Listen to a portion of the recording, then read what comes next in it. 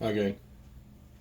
Now what's Hexy doing? What does he have his hands into now? So we're learning the World of War 85 rules and set up the first scenario. I believe this is from the original box, the Storming the Gap original box, not the expansion. Not sure. Uh, but it's the one they recommend to get you started. Just you got some armor on the table, and you got some infantry on the table, and a couple of support weapons with the infantry. Um, the Soviets just nothing but tanks. All right, all tanks. Those are just counters sitting in the way. All tanks, and two objectives for the Warsaw Pact or Soviets: B and A, as you can see on the map.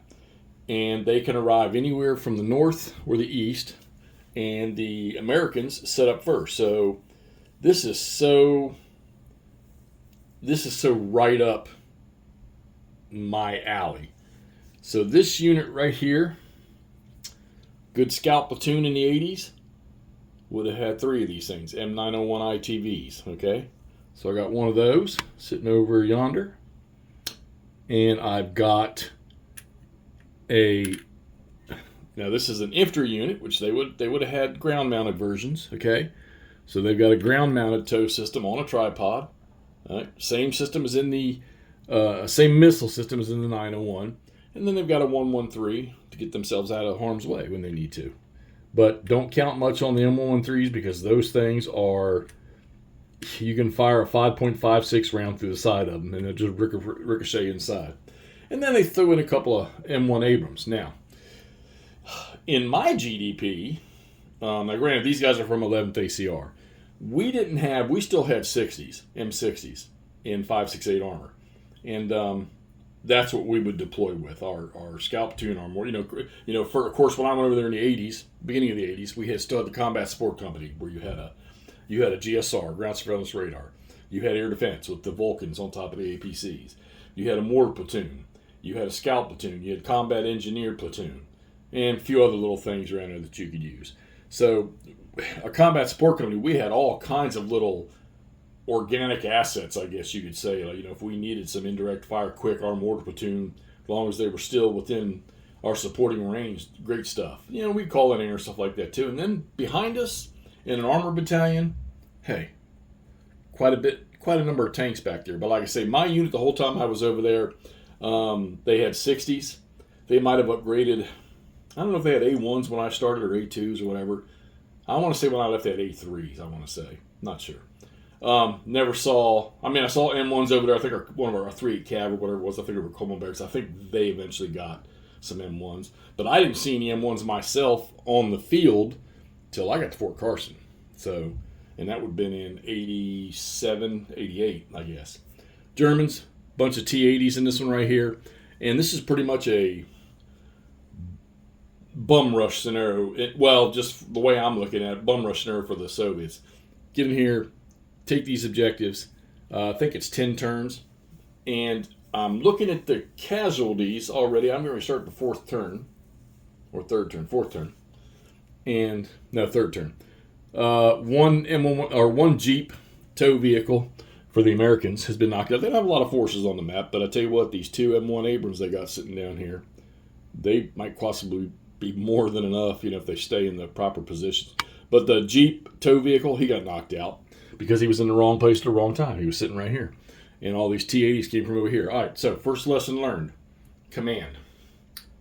Just like anything else, stay in command range, which on the card, that bottom number on the left, okay, which this is the first card that's going to be played this turn. Their top number there in the red is their morale training value, which you'll use to check certain statuses, okay? So units that aren't in command, i.e. like these two tank units sitting here, since they're not in that range of 4 from their headquarters, they have to roll for command status. All the markers have been cleared because you're ready to start a new turn. I'll be doing command status here in just a second. And all your ops complete markers, those get removed at a certain time during the phasings. And your out of commands get removed, and then you got to roll again. So the 11th ACR guy, I can't remember what his rank, I think it's 5. So his 2 tank units, they are fine. They are within command. And now these attached units here, he's going to be in command. 1, 2, 3, 4, 5. He's not.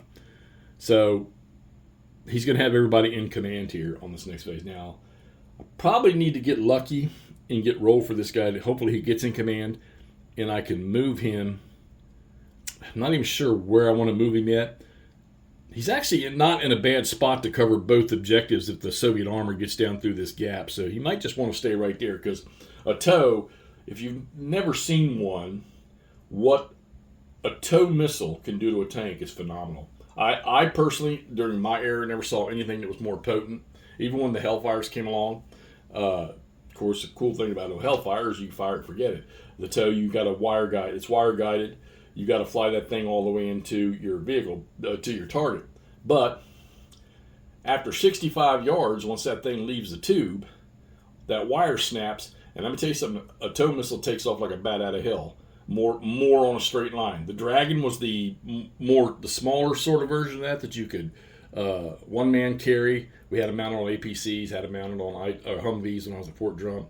The Dragon missile was a slow, bouncy thing that you literally had to pay attention shooting that thing and keeping your crosshairs on the target and not trying to watch the missile, because you can see the missile inside the scope as it's going to the target, and it was slow.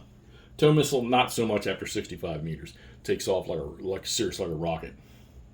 No air in this game, no offboard artillery, no chemical stuff. This one's just simple. It's pretty much just movement, opportunity fire, direct fire, deal with your disruptions, deal with your step losses, wrecks getting placed on the battlefield, which I'm pretty sure I won't have to worry about driving over top of those, and command. So, basic things. There's no supply and stuff in this. So starting turn 3, the Soviets are going to get the jump on this one here, and they're going to trying to close on these objectives.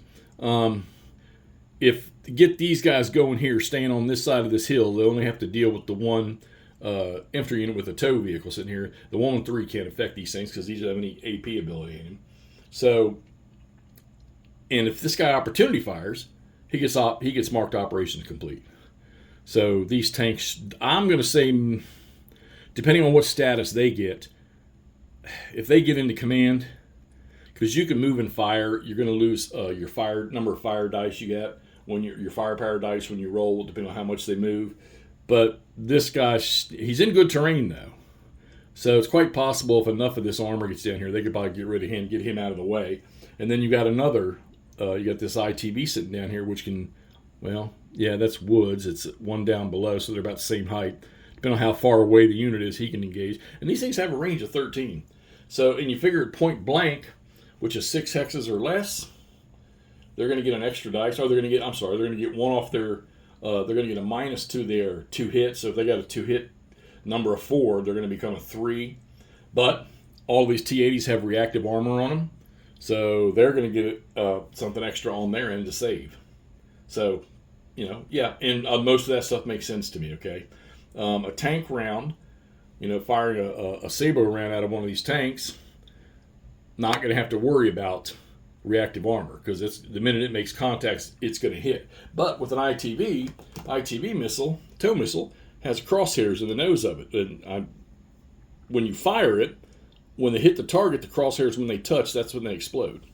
So, yeah, you ever seen somebody shoot one in the ground? Thank God it was inert, wasn't a real McCoy, but had seen a number of people shoot Dragon missiles into the ground. So, but yeah, good system. Never played World of War 85. Never played World of War. Simple scenario. Going to progress through this. Try to pick up. Eventually I'll get into helicopters and air and stuff like that. And there's the rule book.